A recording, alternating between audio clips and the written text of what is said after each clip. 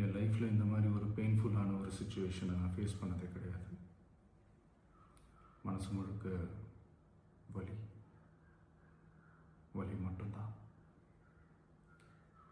இந்த சுற்றுப்பயணத்தில் என்னென்ன மக்கள் பார்க்க வராங்க, அதுக்கு ஒரே ஒரு காரணம் தான், அவங்க என் மேலே வச்சிருக்கிற அன்பும் பாசம். அந்த அன்புக்கும் பாசத்துக்கும் நான் எப்பவும் கடமைப்பட்டிருக்கிறேன்.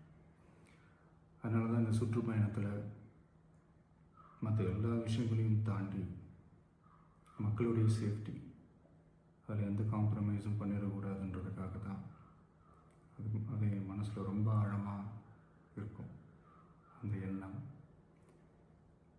அதனால தான் இந்த அரசியல் காரணங்கள் எல்லாத்தையும் தவிர்த்துட்டு ஒதுக்கி வச்சுட்டு மக்களுடைய சேஃப்டி மட்டும் மைண்டில் வச்சுக்கிட்டு அதுக்கான இடங்களை சூஸ் பண்ணுறது, அதுக்கான இடங்களை பார்த்து பெர்மிஷன் கேட்குறது, போலீஸ் டிபார்ட்மெண்ட்டில் அதை ரிக்வெஸ்ட் பண்ணி கேட்போம்.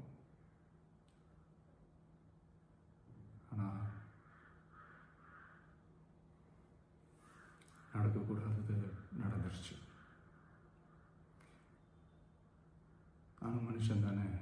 அந்த நேரத்தில் அத்தனை பேர் பாதிக்கப்பட்டு இருக்கும்போது எப்படி அந்த ஊரை விட்டுட்டு என்னால் கிளம்பி வர முடியும்? நான் திரும்ப அங்கே போகணும்னு இருந்துச்சுன்னா அதை ஒரு காரணம் காட்டி அங்கே வேறு சில பதட்டமான சுச்சுவேஷன்ஸ், வேறு சில அசம்பாவிதங்கள் அந்த மாதிரி எதுவும் நடந்துடக்கூடாதுன்றதுக்காக தான் நான் அதை அவாய்ட் பண்ணேன்.